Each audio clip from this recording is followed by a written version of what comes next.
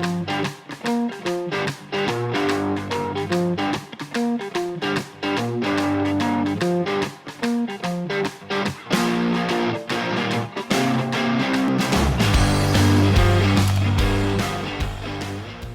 salut les vrais, bienvenue dans le comptoir du rétro où aujourd'hui j'ai mon compañeros Vince, The Fox, le renard pour les Français qui nous regardent, qui vient faire partie de l'équipe. C'est le numéro 2 parce que le numéro 1 c'est notre bug national. Mais bon, on est d'accord que c'est pas par la compétence, c'est par l'âge. Ben oui, c'est vrai, 83 ans, il est voilà. Pas vacciné Covid, mais il est sur la liste. C'est le seul mec qu'on connaît qui a vécu le Summer of Love, mais qui écoutait pas de psyché à l'époque. Donc du coup, on va être obligé de... On va se faire défoncer quand il va revenir. Ouais. Donc voilà, Vince va faire partie de l'équipe maintenant vinyle avec Boog, et on va faire plein de vidéos, on va présenter plein de choses, des thématiques autour du vinyle, mais surtout autour d'artistes rock. Et donc Boog nous avait présenté plein de choses, déjà la scène de Canterbury, le heavy psyché. Et toi, vas-y Vince. C'est vrai que Boog avait fait une super vidéo la dernière fois sur le heavy psyché, c'était très pointu. Et aujourd'hui, on va s'intéresser à un artiste mythique, pour moi c'est Jimi Hendrix. Forcément, Jimi Hendrix, le dieu de la guitare. Voilà. Le dieu de la guitare, le voici, le dieu de la guitare. Le dieu de la guitare. Et le dieu de la guitare, sur quelle guitare? Attention, la voici, la fameuse Stratocaster. Voilà, Stratocaster. Alors je vous ai amené ici une Stratocaster un petit peu particulière que j'ai trouvée ici en Nouvelle-Calédonie. C'est incroyable. C'est une Stratocaster de 1968 avec un numéro, un serial qui est assez impressionnant. C'est le numéro 220-468. Donc 1968. Elle est black avec une touche en palissandre.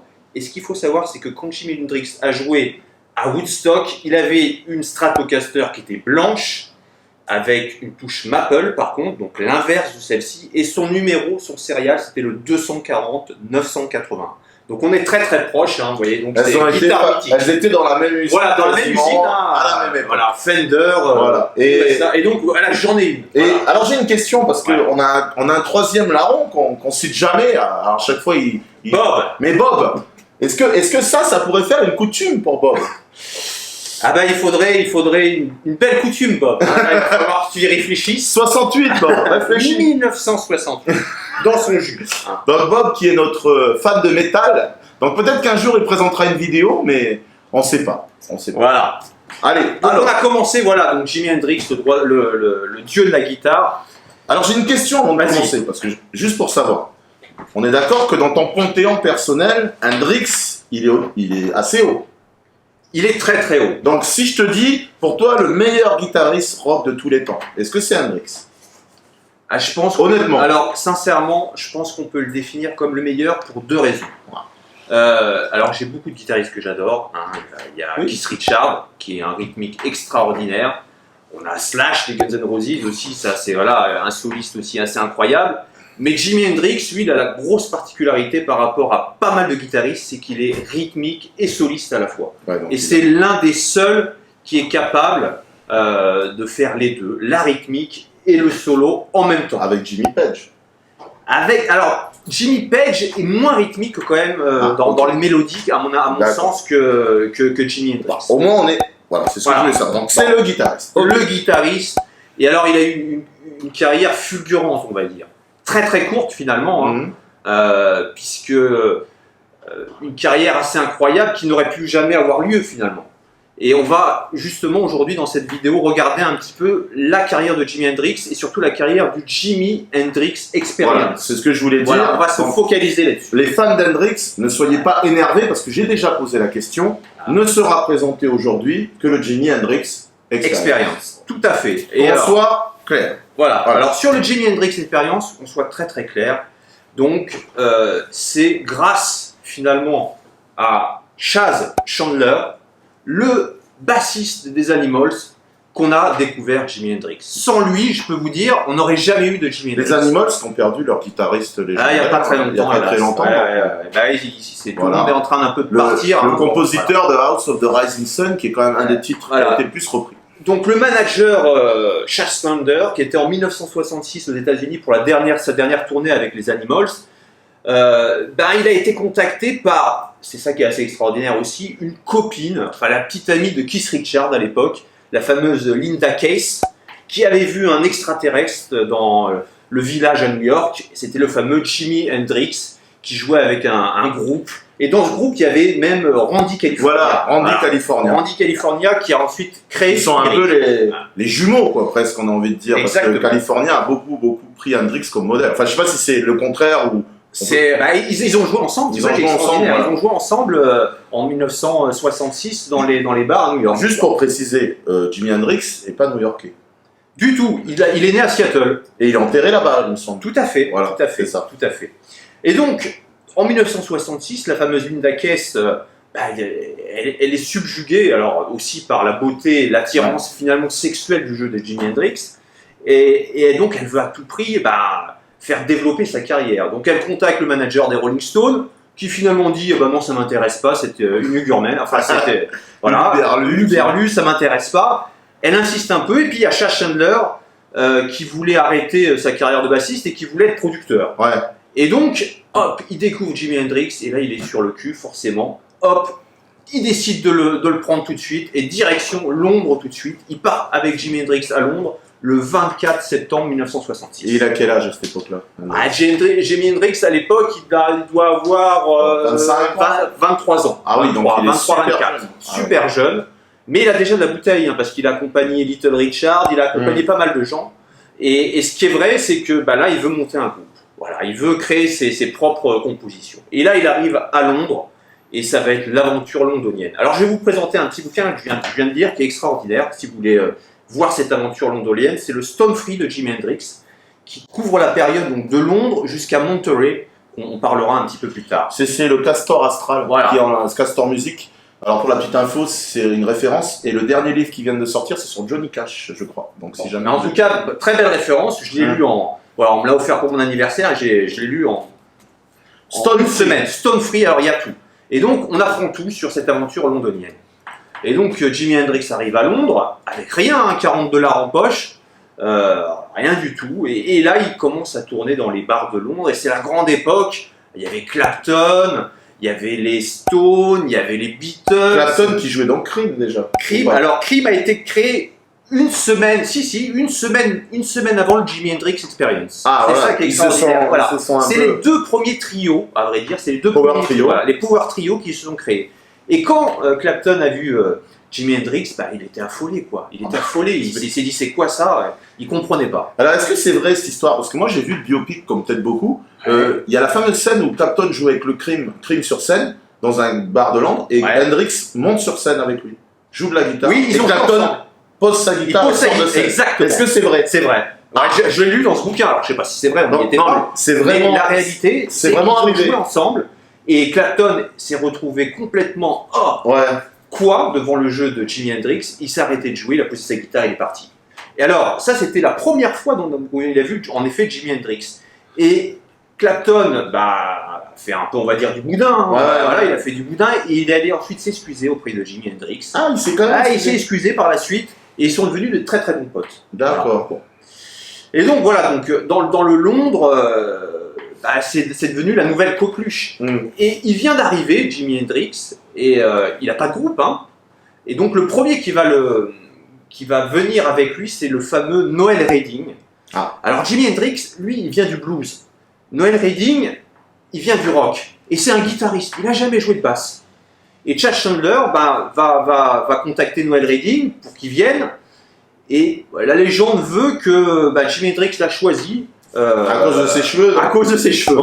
Voilà, à cause de ses cheveux. Il avait une afro. Il avait une afro, on le verra sur les albums.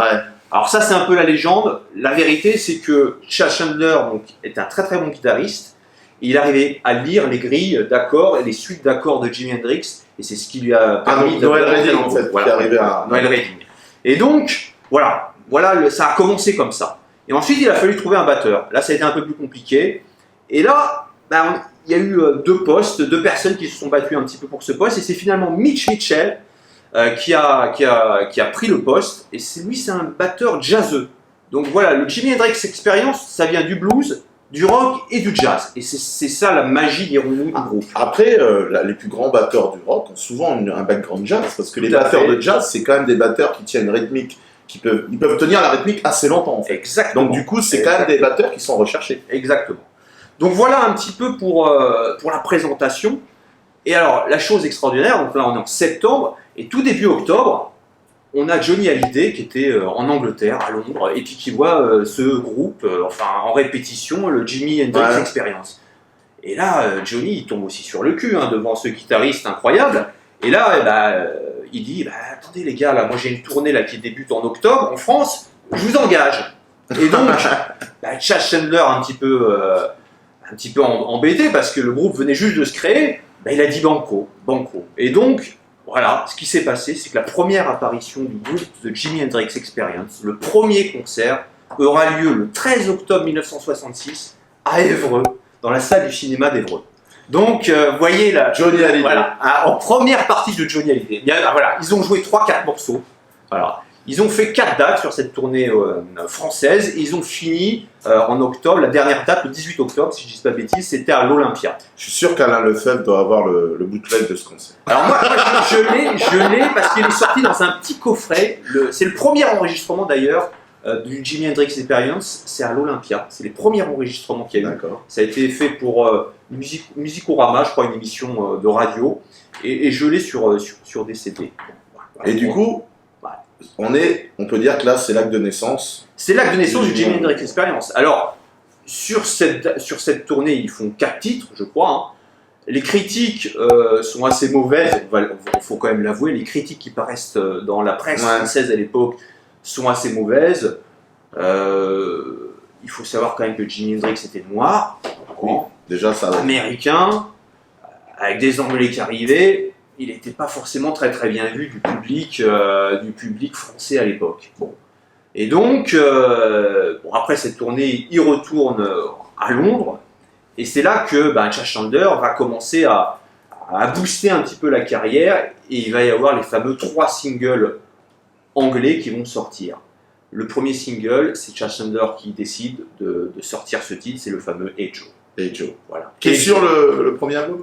Alors, qui est sur le premier album, on va le voir, le premier album en pressage US. Mais sur le pressage UK, il ne figure pas. Voilà. On a d'abord sorti des 45 tours, donc on a sorti Hey Joe, avec en phase B Stone Free, voilà, qui est le fameux titre de l'album, un titre que Jimi Hendrix, donc c'est une création de Jimi Hendrix, c'est la première création de Jimi Hendrix. Donc on a ce premier single, qui a été enregistré en 2-3 prises, comme toujours à l'époque, de façon extraordinaire. Et sur ce premier, finalement, single Hey Joe, c'est pas Noel Redding qui joue la basse, faut l'avouer, mais c'est Chad Chandler qui a tenu la basse. D'accord. Parce que Noel Redding, il n'était pas encore un super bassiste, on va dire, il faisait de la guitare avant lui. Donc, pour aller très très vite dans les studios, on avait 2 heures d'enregistrement, Noel Redding n'a pas fait la piste de basse, et c'est Mitch Mitchell qui fait la piste de basse. Ok. Donc ça, c'est le premier single. Deuxième single qui va ensuite sortir, ça va être la fameuse création Purple Haze. Purple Haze. Qui est peut-être un de ses titres les plus emblématiques. Voilà. Alors, il y a beaucoup de rumeurs sur ce titre, comme quoi c'était à propos de la drogue et ainsi de suite. Jimi Hendrix l'a dit plus tard, non, il a fait un rêve et c'est lié à tout ce qui était la science-fiction. Parce que Jimi Hendrix était un passionné de science-fiction. Ça, c'est un petit rapport avec Kiss aussi. Tu connais le groupe Kiss? Oui, c'est Monsieur Bougreau, je crois. La danse, je crois qu'il le présentera. Il le présentera bientôt. Je crois qu'il y a une petite question à poser aussi à Gene Simons au sujet d'une histoire de femme. On verra. En tout cas, Purple Haze sort le deuxième single, et là, c'est l'apocalypse. C'est la première fois où on entend de la distorsion, de la fuzz aussi forte. Et donc on est véritablement sur le début du Jimi Hendrix Experience. Troisième single, c'est The Wine Cries Mary, qui va sortir en Angleterre.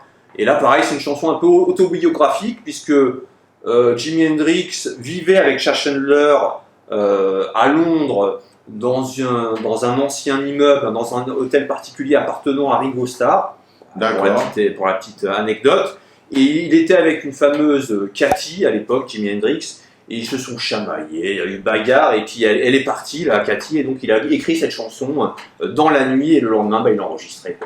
D'accord. Donc voilà, donc ça c'est les 3 singles qui vont ensuite sortir sur le marché. Alors, il y a aussi là quelque chose qu'il faut quand même avouer, c'est qu'à l'époque, Chad Chandler a été un petit peu filou quand même pour lancer la carrière de Jimi Hendrix, malgré toutes les qualités de Jimi Hendrix et de son groupe, le Jimi Hendrix Experience. Il a boosté, il faut l'avouer, un peu les ventes des disques, les titres techniques qui ont été repris plus tard par des groupes bien connus, dont le fameux groupe Kiss. C'est-à-dire que on envoyait chercher et acheter les disques dans les magasins. Oui. Parce que c'était comme ça que les charts se faisaient. C'est-à-dire que les charts se faisaient comment? C'est-à-dire qu'on allait dans les magasins, et puis voilà, selon les magasins, on faisait un chart de numéro 2, le numéro 3, le numéro 4, le numéro 1, et ainsi de suite. Et donc le single Hey Joe, ce qui était très important d'être bien placé dans les charts, c'est que quand vous étiez bien placé dans les charts, vous pouvez ensuite passer à la télé, à la fameuse BBC. D'accord. À Top of the Pop. Et grâce, dirons-nous, à ces combines, Jimi Hendrix a pu jouer à Top of the Pop, et puis effet boule de neige, forcément, quand on passe à la télé, ensuite les ventes augmentent de façon... C'était surtout une émission très grand public. Tout à fait. Et passer à la BBC, c'était aussi... voilà. Ça voulait dire, voilà... La reconnaissance. Tous les grands groupes sont passés, ils ont fait des lives à la BBC. Ils ont de bonne facture, en plus. Tout à fait, tout à fait. Alors ensuite, il y a les albums qui sortent. Oui. C'est-à-dire que, ce qui est assez étonnant, c'est que le premier album, le voici. Are You Experiencing? Et donc, c'est le premier album qui sort sur le marché anglais en mai 1967. Et donc finalement, c'est un peu un fourre-tout de tous les enregistrements qu'il y a eu entre janvier et puis mai de 1967, du coup, dans les différents studios. Et donc c'est un assemblement. Et donc, sur l'album original, ne sortent pas les fameux singles. C'est-à-dire qu'il n'y a pas Hey Joe. Sur celui-là, tu veux dire? Exactement, sur la version UK, c'était aussi une demande il n'y a pas. Voilà, on commence par Foxy Lady, Manic Depression, Red House, Can You See Me? Enfin voilà. Et il n'y a pas donc les fameux Hey Joe, Purple Haze et The Primaries.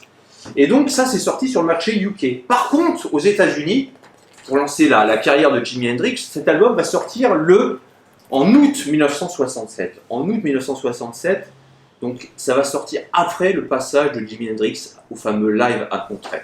On en parlera un peu plus tard. Et là, par contre, sur le marché américain, on a rajouté les singles, les fameux Purple Haze et Hey Joe, voilà, et The One Crying Mary. Ça explique aussi le fait qu'à l'époque, les radios, ils ont dû bombarder aux États-Unis pour le montrer. Tout à fait. Et du coup, ça a donné. Vendre un album à l'époque, c'était aussi suivre un peu les radios. Donc, exactement. Alors, 2 pochettes différentes. C'est toujours ça qui est vraiment très intéressant avec. J'adore cette pochette. Alors, il faut savoir que Jimi Hendrix n'aime pas du tout la pochette du marché anglais et préfère la pochette du marché américain. Elle est tellement bien. Voilà. Alors, Jimi Hendrix n'a jamais aimé les pochettes pour le marché anglais. C'est pas lui qui les choisissait, mais celle-ci, avec véritablement le côté psychédélique, avec un effet en fish eye sur la photo qui est vraiment génial. Vraiment belle. Voilà.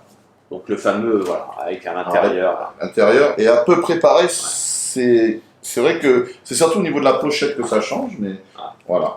Et derrière. Derrière, c'est un peu différent. Là, on voit donc les membres du groupe, avec Jimi Hendrix en tête de gondole, avec Noel Redding qui est ici et Mitch Mitchell qui est là.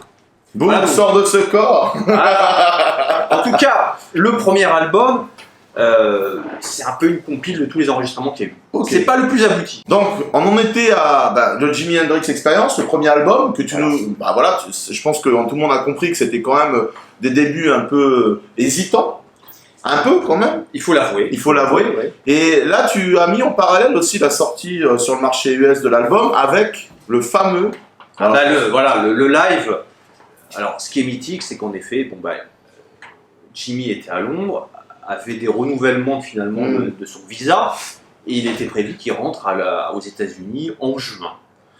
Et alors, Jimmy était quand même la coqueluche finalement du marché londonien, des Beatles, des Stones, des Who, enfin de tout le monde. Mais par contre, il était inconnu aux États-Unis, personne ne le connaissait. Et donc, il y avait en 1967, en juin 67, il y avait le fameux live, un festival à Montreuil, le festival de Montreuil, sur trois jours, avec toute la fine fleur finalement de ce qu'on appellera le Summer of Love. Oui. Et donc, ce qui va se passer, c'est que Jimi Hendrix n'était pas sur l'affiche. Bon. Et là, Paul McCartney, himself, a voulu que Jimi Hendrix soit sur l'affiche. Il a fait des pieds et des mains, et donc Jimi Hendrix s'est retrouvé sur l'affiche le dernier jour, le dimanche, le 18 juin 1967.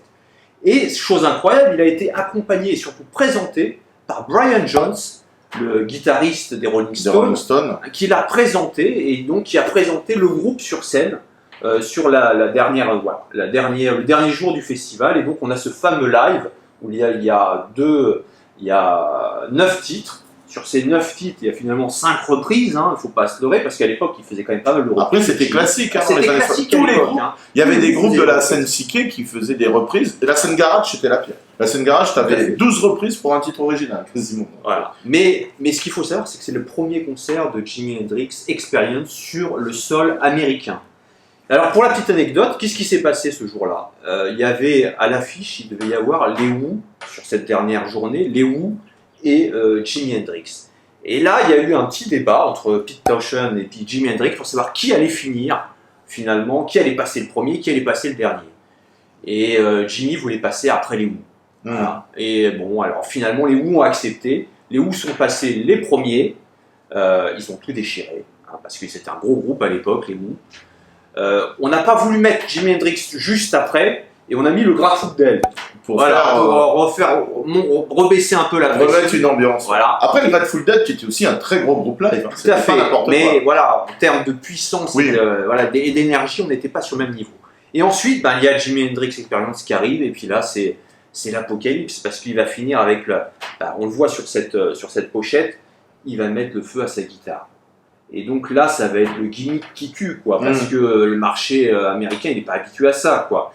Alors, il joue avec les dents, on connaît l'histoire, il joue avec les dents, il joue derrière la tête, sur Hey Joe, mais il met le feu à sa guitare sur la reprise des Trogs, le Wild Thing à la fin.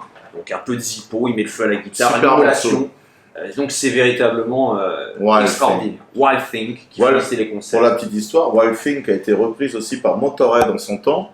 Et pourquoi je parle de Motorhead? Je vais faire un lien, parce que Lemmy Kilmister a été roadie de Jimi Hendrix pendant quelques temps.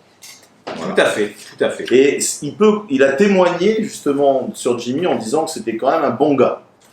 Et si Lemmy Kilmister le dit, c'est que c'est vrai. C'est que c'est vrai. Voilà. C'est que c'est vrai. Donc voilà, c'est normal. Alors, je vais rebondir sur une petite anecdote. Donc Lemmy qui a été en effet roadie dans le Jimi Hendrix Experience, mais il y a un autre roadie qui n'est pas très connu. C'est le fameux S. Frehley, qui est le guitariste soliste de Kiss, qui a été roadie de Mitch Mitchell. Le lien est fait. Entre Kiss, Jimi Hendrix, on a déjà un lien. Là, ce qui me fait rire, c'est que j'imagine Boog en train de se dire comment je vais le démonter après cette anecdote. Donc pour la petite anecdote, il a été donc roadie du batteur, S. Frehley. Il a été roadie du batteur sur la période où c'était plus le Jimi Hendrix Experience, mais c'était le Band of Gypsy. C'était dans les années 1970. Donc il a participé au fameux live à Fillmore Est, à New York, du 1er janvier 1970. Voilà, donc vous voyez, encore un lien entre Kiss et Jimi Hendrix. Mais on peut faire plein de liens. Il y en a d'autres. Tu faisais le lien avec le Summer of Love. Moi j'ai une pochette devant les yeux. On y est là, le Summer of Love. Alors voilà, c'est le deuxième album de Jimi Hendrix, Axis Bold as Love. Il n'y a pas plus psyché que ça. Il sort sur le marché anglais en décembre 67 et en janvier 68 sur le marché américain. Alors je vous ai amené deux albums. Là c'est le pressage français qui n'est pas en Grateful. Et là c'est le pressage d'époque où là on avait un Grateful qui était très joli. Là on a le pressage français. Alors Alain Lefebvre l'a racheté, il a fait une vidéo où il montrait son original US parce qu'il voulait justement ce fameux Gatefold, je crois. Et c'est vrai que... ça claque, hein. La gueule, quand même. Ça claque. Faut le dire. Alors je sais pas qui a eu l'idée de cette pochette, est-ce que c'est Jimi? Je crois parce que c'est quand même barré. C'est assez barré, mais c'était l'époque. Là on va pas, voilà, c'était l'époque. Alors il y a toujours Jimi en tête de gondole, mais on les voit les deux autres ici. Noel Redding et Mitch Mitchell. D'accord. Donc voilà, ça c'est le deuxième album. Donc il sort finalement 7 mois après le premier. Donc on est très très court. C'était l'époque aussi qui voulait ça, c'est qu'il fallait que dans les charts ça tourne, donc il fallait les pressuriser les groupes. Et donc c'est ce qui est là, ça a conduit à la perte finalement de Jimi à la fin. C'est-à-dire que on le pressurisait, il fallait qu'il enregistre tout le temps. Donc cet album est sorti.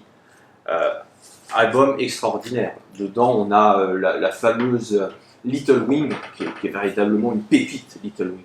Il y en a vraiment pas. Et donc du coup, on va dire que là, c'est vraiment un album du Jimi Hendrix Experience. Tout à fait. Où vraiment là, ils ont enregistré tous les trois, où ils ont vraiment joué. Ils ont joué sur certains titres d'ailleurs. C'est pas Jimmy qui chante. Alors Jimmy, il n'aimait pas sa voix. C'est extraordinaire, c'est qu'au départ, il n'aimait pas sa voix. Et à chaque fois qu'il chantait, il chantait très très faible avec sa guitare très très fort. Et dans les mixages des studios, on était obligé de remonter sa voix parce que finalement, sa voix, elle n'était pas si mauvaise. Hein. Voilà. Donc ça, c'est le deuxième album qui est un incontournable. Il faut l'avoir dans toutes les discothèques. Je sais que, pour la petite histoire aussi, pour faire un lien, c'est un des albums qui est beaucoup cité par la scène stoner rock, en fait. Il y a beaucoup... Airfless, un groupe très connu, s'est beaucoup inspiré de cet album et des lives d'Hendrix et font un peu la même chose sur scène. Donc je ne sais pas si vous connaissez Airfless, en tout cas c'est un groupe que je vous recommande. Et c'est vrai que c'est un album qui est souvent cité dans les influences de cette scène-là. Donc je pense que c'est aussi le côté fuzz qui ressort parce que tout à fait. Pour moi, Jimi Hendrix, c'est ça, c'est la fuzz. Ah, c'est la fuzz. C'est une guitare, c'est une arme ce qu'il a entre les mains. C'est la fuzz, donc c'est la Strat, le deux-corps Marshall, et puis Roger Mayer qui était son technicien qui lui a créé ses pédales. Voilà. Bon. C'est vraiment. Et ce qu'il faut savoir aussi, c'est que les pédales fuzz à l'époque, il n'y en avait pas deux qui sonnaient pareil. Donc il en avait souvent 2-3 dans les concerts, parce que des fois, en plus, elles n'étaient pas forcément très fiables, et donc en fonction des enregistrements, c'est pas tout le temps le même son. Voilà. Troisième album ensuite, parce que on continue, c'est-à-dire qu'on est en décembre 67, et en septembre 68, le dernier album du Jimi Hendrix Experience, Electric Ladyland, qui est le double album. Alors là, c'est l'apothéose. Hein. Là, Jimi Hendrix prend véritablement la patte, hein, c'est lui qui est derrière un peu tout. Hein. Alors il est avec Eddie Kramer, le fameux Eddie Kramer, qui est son ingé son préféré, hein, maintenant qui est un peu le maître de l'héritage Hendrix. Il y a Voodoo Child quand même. Voodoo Child. Ah oui, j'adore cette chanson. Alors, qui est extraordinaire. Dedans, il y a des reprises de Bob Dylan, qui était une grosse influence de Jimi Hendrix. Crossland Traffic. Il y a, enfin bon, c'est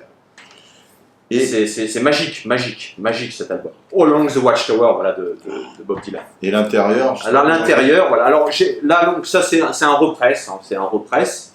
Et là, on a un pressage français. Alors le pressage français, ils ont fait la pochette à l'envers. À l'envers, comme les Japonais. Ouais, bon. Et c'est surtout ça. Voilà. Regardez ça. Voilà. C'est beau. Ça c'est beau. Ah oui. Il a la classe quand même. Alors, bon, quand on est fan, on collectionne. Voilà, j'en ai deux là comme ça, et puis j'en ai un troisième. Qui est quand même la plus recherchée, celle-là. Alors, c'est la plus recherchée, c'est le pressage anglais qui est sorti, alors que Jimi Hendrix a refusé. Hein. Il n'aimait pas du tout ce pressage-là. C'est pas lui qui a décidé ça, mais bon, à l'époque, c'est sorti. Alors, on était encore dans la phase Summer of Love, donc vous voyez la pochette du pressage anglais. Alors, une question, pourquoi ils mettent l'album ici, Axel Bob's I Love? C'est lui qui a demandé ou c'était... Non, ça c'est la maison, c'est certainement la maison de disques pour faire de la pub, hein, pour faire de la pub, hein. Ouais. C'était une combine des maisons de disques, on mettait tous les albums pour pouvoir qu'ils soient encore dans les charts. Hein. Donc je vous redis, en même pas 18 mois, il a sorti 3 albums, dont un double. Même technique utilisée par Kiss à l'époque quand ils ont créé. Ils ont sorti 3 albums, pareil, même technique, il fallait alimenter. Donc en fait Kiss, c'est... Et ce qu'il faut savoir, a tout fait. C'est quoi? Qui a produit Kiss? Le producteur de Jimi Hendrix. Eddie Kramer. Eddie Kramer qui a fait les premières démos. Le lien est fait. Boog ne peut plus se moquer de Kiss. Voilà, c'est fini. Alors j'ai racheté. Alors là, on est dans la collection aiguë. Donc ils ont ressorti là pour les 50 ans. Je vais faire de la place parce qu'il faut quand même l'ouvrir cet album. Le Electric Ladyland en remaster. Donc un coffret qui est sorti avec des faces B et puis un live. Tu m'as dit qu'il est plus trouvable maintenant. Oh si, il doit être encore trouvable, mais bon, voilà. Là, c'est vraiment pour les collectionneurs. Hein. Autant acheter les albums si vous voulez découvrir Jimi Hendrix, parce que là, on le collectionne et puis il faut l'avouer, on l'écoute pas tous les jours. Donc il y a un beau livret. Il y a un DVD, un super livret. En format. Alors la question, c'est son écriture. On est d'accord. Alors voilà. Ce qui est incroyable, c'est que Jimi Hendrix, il écrivait tout le temps ses titres. Il écrivait ça dans les chambres d'hôtel, parce que finalement, il avait vécu que dans les chambres d'hôtel. Donc vous voyez, Hendrix. Bah oui. Et donc vous le voyez là, il était au Cosmopolitan, et donc il écrivait ses chansons. Excellent. Il en a perdu énormément. Il a expliqué, il en a perdu énormément parce que il devait des fois quitter les hôtels parce qu'il ne pouvait pas les payer. Bon, bref. Donc voilà, il y a Donc la version. La version, d'accord. voilà, classique. Hein, Classique. version, voilà, Mais qui est en gatefold là. En gatefold aussi, hein, pareil. Avec Voilà. la même version, Voilà. d'accord. Voilà. Il y a une version avec des early texts, voilà, où on voit des versions d'ébauche. D'accord. Et puis on a un live du 14 septembre 1968 à Hollywood Bowl. Excellent. Alors ce qui est assez étonnant, c'est que les gens étaient dans une piscine. C'était dans une espèce d'hôtel et les gens sont dans une piscine. Ils écoutent Jimi Hendrix dans une piscine. Enfin, complètement halluciné. Bon, c'était la période. Hein. Est-ce que je peux dire que Kiss s'est inspiré de ça aussi? Alors, Kiss, ce qu'il faut savoir, pourquoi j'aime Jimi Hendrix? Parce que Jimi Hendrix, c'est le show. Oui. Voilà, c'est-à-dire que contrairement, on va dire, au groupe des années 80 ou 90 qui jouent sur scène sans bouger et tout, c'était le show. Il a amené la guitare à un niveau via le show. Il jouait avec les dents derrière la tête, il mettait le feu à sa guitare. Il avait une attitude très ambiguë sur scène, en mimant presque l'acte sexuel avec sa guitare. Donc c'est ça le show.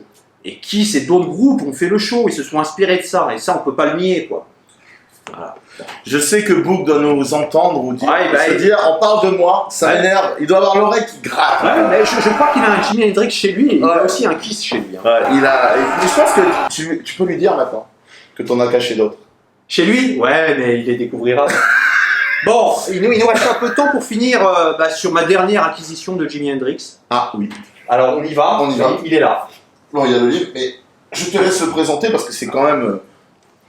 Voilà, on y va, ça vient de sortir, alors là, ça c'est, on l'attendait tous. À tous les alors, fans. avant de commencer, Ouais. ça vaut le coup ou pas d'acheter ça? Ah, il faut l'avoir, D'accord. faut l'avoir, là, il n'y a pas le choix. Ça vaut 50 €, certes, c'est un peu cher, mais dedans, il y a 3 disques, un livret magnifique et un DVD. Bon, il faut l'avoir, le coffret est superbe. C'est donc le live in Maui, donc à Hawaï, qui date de... Celui-là, c'est 70, non? Oui, on est 2 mois avant sa mort. Alors là, du coup, on est 2 mois avant sa mort. 2 mois avant sa mort. Il a changé de bassiste, là, à un moment. Alors, ce qu'il faut savoir, c'est donc qu'il avait arrêté le Jimi Hendrix Experience pour former le Band of Gypsy. Et puis finalement, il l'a reformé, le Jimi Hendrix Experience. C'est pour ça que ça sort sur The Jimi Hendrix Experience. Mitch Mitchell, le batteur, est de retour finalement à la batterie. Et par contre, Noel Redding ne sera pas rappelé. Et c'est Bill Cox qui va joindre le Jimi Experience, le groupe, à partir de 1970. D'accord. Et donc ce live in Maui, qui est complètement mythique, et qui est finalement, à l'origine, c'est le producteur de Jimi Hendrix qui voulait un live pour enflouer les caisses, hein, parce qu'il avait des petits problèmes de sous. Et donc il voulait faire un trip, c'était un trip LSD, il voulait faire un film, le fameux Live in Rambo, avec un trip LSD où tout le monde était sous LSD à Hawaï. D'accord. Et donc, il a créé ce festival, et il y a un film qui est sorti, un film qui est nullissime sur Jimi Hendrix. Voilà, tout le monde est sous cacheton, sous champignons, et ainsi de suite. Et là, on ressort la version intégrale des 2 concerts qu'il y a eu sur l'île à Maui, le 30 juillet 1970, donc même pas 2 mois avant la mort de Jimi Hendrix. Et c'est magique, magique. Ce live, l'enregistrement a été refait par Eddie Kramer et c'est magnifique. D'accord.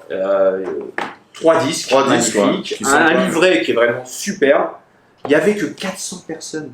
400 personnes à l'époque sur ce concert. Donc à peu près comme le Black Woodstock Festival des fois. Hein, et 400 personnes. Et il termine sur Stone Free. Voilà, Stone Free, son titre fétiche. Ouais, c'est marrant. Voilà. La boucle est bouclée. La boucle est bouclée. Il va vite dépérir après Jimi Hendrix parce qu'il va mourir, on va en parler pour un peu plus tard, il va mourir donc finalement le 18 septembre 1970, mais là il était encore en forme. D'accord. Ce qu'il faut savoir, c'est que les gens étaient complètement hallucinés, on les avait classés par leur signe astrologique, c'est-à-dire que le public était mis par signe astrologique, c'était un trip, drogue, hein, entre guillemets, donc tout le monde était défoncé, on les avait classés par signe astrologique. Donc toi t'aurais été au début ou au fond? Ah, je sais pas, moi là, je sais pas où étaient les Sagittaires. Moi je suis Gémeaux, donc j'aurais été. Sagittaires, on n'arrêtait pas à côté en tout cas. Ah ouais. Voilà. Donc c'est ça. Et Boog, il est quoi, tu penses? Il a une tête avec quoi? Je sais pas, il est taureau. Un taureau, ouais, je pense. C'est un taureau, c'est quoi, Boog, hein? Non, il est vierge. Ah, il est vierge? Bah ouais, mais ça c'est sûr. Ah, mais ça, on devait s'en douter. Voilà. Il devra se faire dépuceler par Jane Simmons. Bon, bref. Il sera le numéro 5001. Alors, bon, ce qu'il faut savoir, c'est que Hélas Hendrix, il meurt le 18 septembre 1970. Donc, c'est-à-dire que le Jimi Hendrix Experience aura eu 4 ans d'existence. Fulgurant. 500 concerts. Ils vont donner 500 concerts en à peu près 4 ans d'existence. Et pour la petite histoire, Hélas, il meurt le jour de la sortie d'un album mythique aussi, le fameux Paranoid de Black Sabbath, qui sort ce jour-là. Et donc la sortie est un peu éclipsée, mais voilà, le petit lien entre les deux. D'accord. Donc il fait partie finalement de Jimi Hendrix, le fameux club des 27. Du coup, voilà, il fait partie. Et c'est surtout, ce qui est marrant, c'est que ces 4 ans, en fait 4 ans de folie, ont marqué l'histoire du rock. Tout à fait. Parce qu'aujourd'hui encore, on est d'accord de dire que ce qui reste dans les mémoires, c'est quand même le Jimi Hendrix Experience. Tout à fait. Même si, par la suite, Band of Gypsy, ou il a, avec Buddy Miles, c'est ça? Oui. Ça, mais c'est vrai que moi je te dis, on peut dire que c'est ce qu'on retient le plus, c'est cette période-là. Tout à fait. Voilà. Tout à fait. Et il nous manque 2 livres que tu nous as pas montrés, parce qu'il y a ça, il y aura peut-être une coutume, mais pas aujourd'hui. Alors, mais je vais faire quand même une coutume. Alors, j'ai ce livre, voilà, le Jimi Hendrix. Chez le mot et le reste. On présente souvent. Voilà, on présente souvent l'une des meilleures éditions, enfin l'une des meilleures maisons d'édition où il y a tous les groupes. Voilà. Le mot et le reste, le rêve inachevé sur Jimi Hendrix, qui reprend un peu toute l'histoire. Et qui reprend aussi donc. Et puis il y a des super photos. Et ben alors. Non mais sérieux. Il est génial. Je te l'offre parce que je l'ai acheté en double. Mais voilà. alors, je te l'offre. Normalement, j'aurais dû l'échanger avec l'autobiographie de Marilyn Manson, mais je l'ai pas amené parce que il y a des petits problèmes de droit en ce moment. Mais il aura bien sûr ce livre bientôt parce que c'est une coutume. Voilà. Ok. Et un autre bouquin là que je présente, c'est une édition là qui sort en ce moment, c'est sur plusieurs artistes. Et là, je vous présente Jimi Hendrix, c'est la totale. C'est l'explication des 119 chansons de Jimi Hendrix. Et donc, c'est très intéressant. Là, du coup, c'est tout Jimi Hendrix. C'est pas que l'expérience. Non, c'est pas que l'expérience. C'est tout Jimi Hendrix. Et dedans, il y a des choses assez intéressantes, hein, avec la fameuse guitare de Montret, hein, qui avait pris feu. Voilà. Bon. Ah, mais c'est génial. Par contre, ça, c'est plus pour les puristes. Ah, c'est pour les puristes, mais il y a plein d'anecdotes. Ça se lit assez facilement. Alors, pour la petite histoire, ça existe chez plusieurs artistes. Hein. Ça existe chez les Stones, chez Pink Floyd, chez les Beatles, chez Led Zeppelin. Pas chez Kiss. Ah, bah ouais. Parce que Kiss, la carrière de Kiss n'est pas terminée. Bon, je crois que sur ces mots, la carrière de Kiss n'est pas terminée. Je pense que c'est une boutade qu'il envoie à notre cher ami Boog. Et en tout cas, merci Vince. Merci pour à vous. ton expérience, j'ai envie de dire, parce que c'était vraiment très intéressant. J'espère que vous avez appris beaucoup de choses. Moi, j'avoue, j'ai appris des choses. Je connaissais plein de choses, mais il y a certains trucs que je ne maîtrisais pas plus sur Jimi Hendrix, donc c'est assez cool. Voilà, donc écoute, on n'a plus qu'à te dire merci. Il va revenir, hein. Il fait partie de l'équipe maintenant. Voilà, du coup, vous avez découvert tous les visages de l'équipe. Et peut-être qu'il va passer numéro 1, parce que j'avoue que là, il a placé la barre très haute. Donc, on verra dans les prochaines vidéos ce que Boog va dire, parce que là, on attend. On ne peut pas laisser dire. Le docteur Boog. Le mec, il fait une vidéo sur Hendrix, et à la fin, il dit quand même Kiss dure toujours. C'est pas gentil. On vous embrasse, c'est vrai. Merci de nous suivre. Partagez, aimez-nous, et puis on se revoit bientôt. Merci Vince, à la prochaine. Bisous les vrais.